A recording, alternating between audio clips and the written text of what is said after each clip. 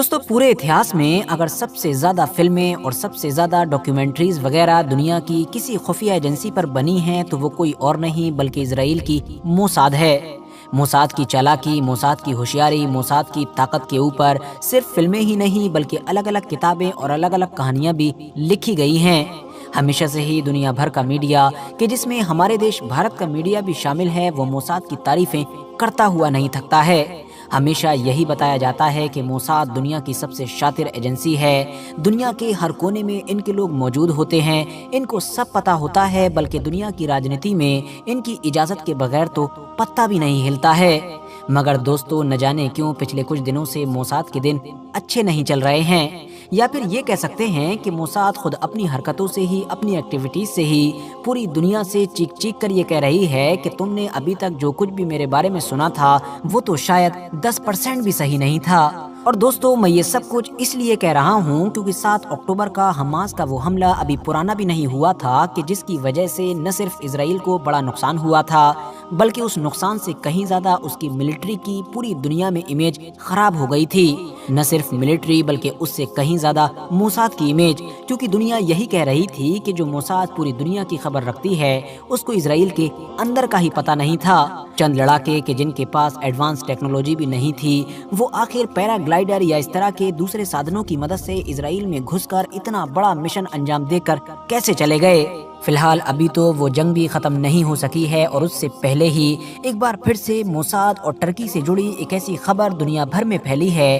کہ جس نے نہ صرف دنیا بھر کے لوگوں کو حیران کر دیا ہے بلکہ اس بات کو سوچنے پر بھی مجبور کر دیا ہے کہ کیا سچ میں موساد بالکل ویسا ہی ہے جیسا ہم ابھی تک اتہاس میں پڑھتے آئے تھے، یا پھر یہ صرف اور صرف ریت کا ایک ایسا قلعہ ہے کہ جس کو میڈیا کی مدد سے تیار کیا گیا تھا اور اب وہ بڑی تیزی کے ساتھ زمیندوز ہوتا جا رہا ہے۔ تو دوستو اب ترکی اور موساد کا یہ پورا کیا معاملہ ہے اور آخر ترکی نے ابھی 1-2 دن پہلے ہی موساد سے جڑا پوری دنیا کے سامنے ایسا کیا خلاصہ کیا ہے کہ جس کو نہ تو اسرائیل پچا پا رہا ہے بلکہ اس سے الٹ اس کو پوری دنیا سے چھپانے کی کوشش کر رہا ہے۔ آخر کس طرح سے ترکی کی خفیہ ایجنسی نے موساد کو اپنے جال میں پھنسا کر اس کے ساتھ کوئی بڑا کانڈ کر ڈالا ہے؟ تو یہ سارا ہی میٹر سمجھنے کے لیے ہم کو اتہاس میں ذرا تھوڑا پیچھے چلنا پڑے گا۔ اس کہانی کی شروعات ہوتی ہے سن 2014 اور 15 کے دور سے۔ اسی دور میں ہی فلسطین کے غزہ کے علاقے میں اچانک سے ایک نئے اور بڑے ہیکر کا جنم ہوا۔ ایک ایسا ہیکر کہ جو دیکھنے میں تو کافی سمپل تھا، عمر بھی کافی کم تھی،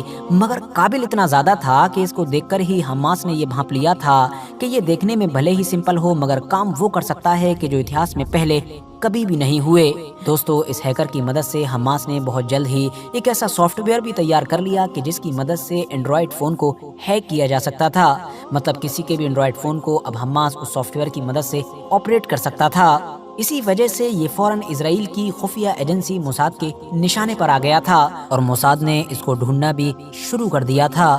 مگر دوستو شاید بات اگر یہیں پر ختم ہو جاتی تب بھی ٹھیک تھا، لیکن پھر سن 2015 اور 16 میں اس ہیکر نے ایک ایسا کام کیا کہ جس کام کو کرنا ناممکن سمجھا جاتا تھا۔ اسی چیز نے اسرائیل کو بھی غصے سے پاگل کر دیا اور یہ کام کچھ اور نہیں تھا بلکہ اسرائیل کے سب سے طاقتور اور سب سے مشہور ڈیفنس سسٹم مطلب کہ آئرن ڈوم کو پوری طرح سے ہیک کرنا تھا۔ ہوا یہ کہ پہلے تو حماس نے اس لڑکے کی مدد سے آئرن ڈوم کو ہیک کروایا اور اس کے بعد اسرائیل کے اوپر راکٹ سے حملہ کر دیا۔ اسرائیل کو ان حملوں کی وجہ سے جو نقصان ہونا تھا وہ تو ہو ہی گیا، مگر اسرائیل کے لیے ان سارے نقصان سے بھی کہیں زیادہ بڑھ کر جو چیز پریشان کر دینے والی تھی وہ یہ تھی کہ پوری دنیا میں اس کے ڈیفنس سسٹم کی امیج خراب ہو چکی تھی۔ لوگ سمجھ چکے تھے کہ جس آئرن ڈوم کی تعریفوں کے اتنے زیادہ پل باندھے جاتے تھے اور جس کے بارے میں کہا جاتا تھا کہ اس کو ہیک کرنا ایک ناممکن بات ہے، اب اسی آئرن ڈوم کو فلسطین کے ایک عام لڑکے نے، ایک عام ہیکر نے ہیک کر ڈالا ہے۔ یہ لڑکا کہ جس کا نام میڈیا رپورٹس میں عمر بتایا جا رہا ہے، یہ دراصل ایک کمپیوٹر پروگرامر ہے کہ جس نے یونیورسٹی آف غازہ سے گریجویشن کی ہے۔ اس لڑکے نے صرف سن 2015 میں ہی نہیں بلکہ 16 میں ایک بار پھر سے آئرن ڈوم کو ہیک کیا۔ نتیجہ یہ ہوا کہ اب اسرائیل کی خفیہ ایجنسی موساد ہاتھ دھو کر اس کے پیچھے پڑ گئی اور موساد نے یہ ٹارگٹ سیٹ کیا کہ چاہے جو کچھ بھی ہو جائے سب سے پہلے اسی کو پکڑنا ہے اور اس کو پوری طرح سے ختم کرنا ہے۔ عمر نے کچھ سالوں تک تو حماس کے لیے کام کیا اور اس کے بعد وہ غازہ سے ٹرکی چلا گیا اور ٹرکی میں خفیہ طور پر استنبول شہر میں رہنے لگا۔ اب ظاہر ہے موساد تو پہلے سے ہی تاک لگائے بیٹھی تھی اور اس کے پیچھے پڑی تھی، اسی لیے کچھ لمبے وقت کی ریسرچ کے بعد موساد کو یہ پتہ چل گیا کہ یہ عمر کہیں اور نہیں بلکہ استنبول شہر میں جا کر رہ رہا ہے۔ اسی لیے فوراً موساد کے سارے جاسوس بھی اس کے پیچھے استنبول پہنچ گئے۔ لیکن دوسری طرف ٹرکی کی خفیہ ایجنسی بھی اس بات سے اویئر ہو چکی تھی کہ ان کے یہاں یہ جو لڑکا آیا ہے یہ کوئی اور نہیں بلکہ ایک ہیکر ہے، اور یہ بھی جانتی تھی کہ یہ وہی ہیکر ہے کہ جس نے سن 2015 اور 16 میں آئرن ڈوم کو ہیک کیا تھا۔ جب یہ سب کچھ پتا تھا تو ظاہر ہے ٹرکی کی خفیہ ایجنسی کے لیے یہ اندازہ لگانا کوئی مشکل بات نہیں تھی کہ اس کے پیچھے ہو نہ ہو موساد کے جاسوس بھی لگے ہوئے ہوں گے۔ تو اسی لیے اب ٹرکی کی خفیہ ایجنسی نے بھی عمر کے اوپر نظر بنا کر رکھنا شروع کر دی۔ دوستو سب سے پہلے تو سن 2021 اپریل کے مہینے میں استنبول شہر میں عمر سے ایک آدمی نے کانٹیکٹ کیا کہ جس نے اپنا نام عمر کو راحت غزل بتایا۔ یہ دراصل اس کا غلط نام تھا، ورنہ وہ اندرونی طور پر موساد کا ہی ایک جاسوس تھا۔ اس نے عمر کو بتایا کہ یہ فرانس کی ایک کمپنی کا مینیجر ہے اور وہ چاہتا ہے کہ وہ اس کے لیے کام کرے۔ اس نے بہت زیادہ اس کو کنونس کرنے کی کوشش کی، ایون عمر کا 2 بار انٹرویو بھی لیا۔ اتنا ہی نہیں، بعد میں موساد کے ایک اور جاسوس نے بھی اس سے کانٹیکٹ کیا اور اپنا نام عمر شلابی بتایا۔ اس نے $10,000 کے قریب عمر کو آفر بھی دیا، صرف اور صرف سافٹ ویئر کوڈنگ کے لیے۔ بات صرف یہیں پر ختم نہیں ہوتی ہے، پھر اگلے ہی سال سن 2022 میں جون کے مہینے میں ایک اور آدمی نے عمر سے کانٹیکٹ کیا جس نے اپنا نام نکولا بتایا۔ یہ بھی دراصل موساد کا ہی ایک جاسوس تھا کہ جو بار بار عمر کو الگ الگ طرح کی جاب کے آفر دے رہا تھا۔ شروع میں تو اس نے عمر کو موٹا لالچ دے کر آن لائن پروجیکٹ پر کام کرنے کا آفر دیا، مگر بعد میں دھیرے دھیرے اب وہ اس کو ابراڈ لے جانے کے لیے کنونس کرنے لگا، مطلب اس کو راضی کرنے لگا کہ بڑے بڑے پروجیکٹ کے لیے استنبول سے باہر نکل کر دنیا کے دوسرے شہروں اور دوسرے علاقوں میں چلنا پڑے گا۔ عمر نام کا یہ ہیکر لگ بھگ راضی ہونے ہی والا تھا کہ تبھی بالکل آخری وقت پر ٹرکی کی خفیہ ایجنسی ایکٹیو ہوئی اور اس نے عمر کو خبردار کیا اور اس پورے جال سے بچا لیا۔ مگر ظاہر ہے موساد بھی عمر کو اتنی آسانی سے چھوڑنے والی نہیں تھی، کیونکہ عمر نے وہ کام کیا تھا کہ جو پہلے اسرائیل کے خلاف کسی نے بھی نہیں کیا تھا۔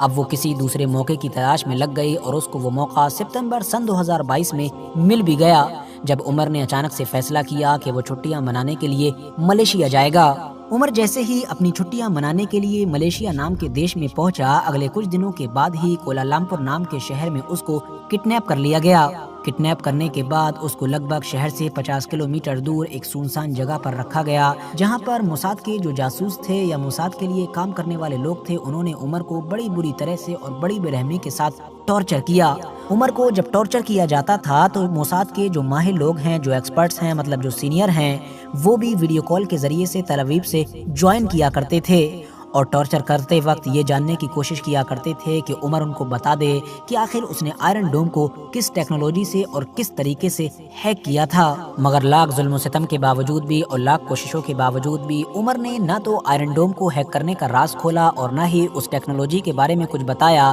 کہ جس کی مدد سے وہ اینڈرائڈ کو ہیک کیا کرتا تھا۔ اسرائیل اپنے اس بڑے مقصد میں کامیاب ہو پاتا اس سے پہلے ہی اچانک سے ایک دن اس سنسان جگہ پر ریڈ پڑ گئی کہ جہاں پر عمر کو قیدی بنا کر رکھا گیا تھا۔ اس ریڈ کے ذریعے سے پولیس نے نہ صرف عمر کو آزاد کیا بلکہ لگ بھگ 11 کے قریب ایسے لوگوں کو اریسٹ بھی کیا گیا کہ جو عمر کو قیدی بنانے میں یا پھر اس کو ٹارچر کرنے میں شامل تھے۔ شروع میں اسرائیل کافی حیران تھا کہ آخر اچانک سے یہ سب کچھ کیسے ہو گیا، اس سنسان جگہ کا پتہ پولیس کو کیسے چل گیا، مگر بعد میں یہ راز کھلا کہ دراصل اس پورے معاملے کے پیچھے ٹرکی کا ہاتھ تھا۔ ٹرکی کی خفیہ ایجنسی مہینوں گزر جانے کے بعد بھی ابھی بھی عمر کے پیچھے بالکل ویسے ہی ایکٹیو تھی جیسے موساد ایکٹیو تھا۔ اسی لیے جب اس نے ملیشیا میں چھٹی منانے کا فیصلہ کیا تھا تو پہلے ہی ٹرکی کی خفیہ ایجنسی کی طرف سے اس کے موبائل میں ایک ٹریکنگ سافٹ ویئر اپڈیٹ کر دیا گیا تھا۔ یہی وجہ تھی کہ جیسے ہی ملیشیا میں عمر کو کڈنیپ کیا گیا، فوراً ٹرکی میں بیٹھے ہوئے لوگوں نے جو ملیشیا میں ان کے لوگ تھے ان سے کانٹیکٹ کیا اور پھر ان لوگوں نے وہاں کی پولیس یا پھر دوسرے ڈپارٹمنٹ کے لوگوں سے کانٹیکٹ کر کے اس جگہ کو آسانی سے ڈھونڈ نکالا کہ جہاں پر عمر کو قید کر کے رکھا گیا تھا۔ عمر کو پوری حفاظت کے ساتھ ایک بار پھر سے ٹرکی کے شہر استنبول پہنچایا گیا۔ ملیشیا میں تو موساد سے جڑے ہوئے بہت سارے لوگوں کو گرفتار کیا ہی گیا، مگر بعد میں ٹرکی کے اندر بھی موساد کے کئی جاسوسوں کو گرفتار کیا گیا جو لوگ عمر والے اس معاملے میں کسی بھی طرح سے شامل تھے۔ ٹرکی نے پوری دنیا کے سامنے کھل کر پراؤڈلی یعنی کہ فخر کے ساتھ یہ کہا ہے کہ انہوں نے فلسطین کے سب سے بڑے ہیکر کی موساد سے حفاظت کی ہے اور یہ کوئی پہلی بار نہیں ہے بلکہ وہ فیوچر میں بھی بالکل اسی طرح سے پیلسٹینین ہیکرز کی موساد مطلب اسرائیل سے حفاظت کرتے رہیں گے۔ تو دوستو یہ تھی ٹرکی اور موساد کی وہ کہانی کہ جو پچھلے 2-3 دن سے لگاتار خبروں میں بہت زیادہ چھائی ہوئی ہے۔ آج کی اپنی ویڈیو کو ہم یہیں پر ختم کرتے ہیں۔ ویڈیو اگر پسند آئی ہو تو ویڈیو کو لائک کرنے کے ساتھ ساتھ اپنے دوستوں کے ساتھ بھی ضرور شیئر کریں، اور اسی طرح کی نالجبل اور ہسٹوریکل ویڈیوز ہمیشہ دیکھنے کے لیے ہمارے اس چینل کو سبسکرائب کرنے کے ساتھ ساتھ بیل آئیکن کو بھی ضرور پریس کریں۔